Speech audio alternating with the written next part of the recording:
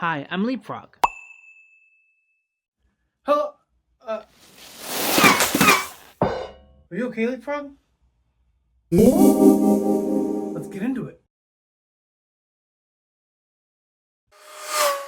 Hello, my name is LogansStory, and welcome to LogansStory. Today, we're going to talk about Black Panther, the next Marvel Cinematic Worldview commentary. Are you ready? Here we go! Okay, so Black Panther, a king.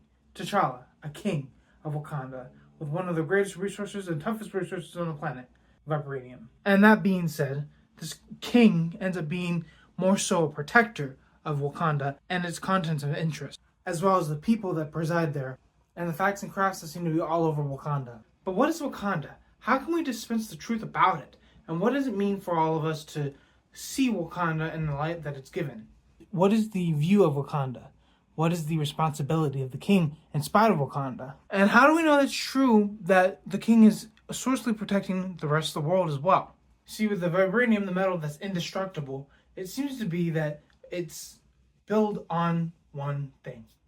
But that's not true. The arts, the sciences, the culture, and Wakanda's viewpoint, which seems to be all people preside in terms of Wakanda and the contents given. But here's the thing. What do you view as a match for Wakanda in terms of his king? What is T'Challa? And how can he affect the world of Wakanda? How can one man change the world after his dad dies in a blast committed by, well, Bucky Barnes? Winter Soldier. And what can we do to see that as a light of, well, him driving his forces being the king, as him being something that is meant to be a source of peace for the rest of the world? Is Wakanda responsible for the rest of the world? If they could they stop sharing vibranium with the rest of the world? What is the main principles of being a Wakandan? And how can you and I be related to it? Well, before we get into that, let's go into detail. So, you're here and let's go into detail. You want to hear a detailed description of what I just said in the opening thoughts. Here's the detailed description. Wakanda is forever. It forever stands, no matter who's there, or no matter who leads. It's like a play. The show must go on. But in this case, Wakanda forever. So, when you see that as a result, the main thing you should take away from this is, why do I see Wakandan and this movie as a light of passage toward what Marvel seems to be presenting? It's an experimental film directed by Ryan Coogler. He uses a lot of different nodes and practices that he relatively wouldn't show in his other movies. It's an action flick. It's a romance. It's a war flick. It's everything you almost see and more. But the thing is, we're not looking at this film as a projection of what the film is entirely. We're looking deeper. What does Wakanda mean? Who is T'Challa and why is he important? Who is Eric Killmonger? Who is all the rest of the characters? All the characters seem to have a different layout in the story. The two main being T'Challa and Eric Killmonger. These two fight to the bits to protect the kingdom or make the kingdom suffice to their ruling. Eric Killmonger has one desire, T'Challa has another. And while T'Challa at first loses, it tells us a story about what could happen if black people had this resource. Would we get 30 acres and a mule?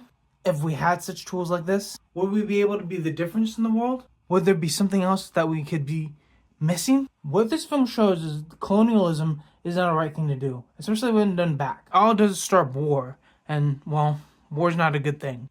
And at the end of the day, we have something great to take away from this.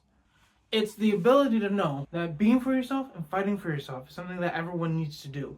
It protects us that seem to be impeccable to face against. But here's the thing. When you look at this story, there's only one thing to take away. One thing to take away that would make this story, this Black Panther story, seem to be something immeasurable. What is that? Application, of course.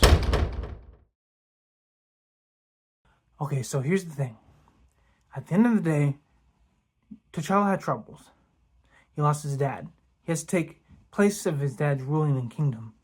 He has to deal with this idea of, the metal and being vibranium.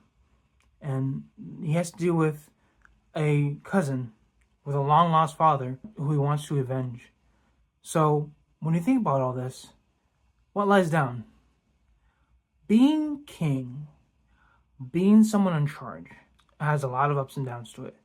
The one up that this film possesses is family, friends, and, well, allies. Because when you have all this together, you are the peacemakers, not the war makers. Think of going to application? Let's continue forward. Thank you for LogansStory. Thank you for this Marvel movie Cinematic Worldview commentary. There are more commentaries in the future, so keep an eye out for those. Also, the mission is 1,000 subscribers. You guys know when we get there by hitting the share, like, and subscribe button right on the screen. Also, by hitting that bell. Leave a comment if you can too. Thank you again, and peace.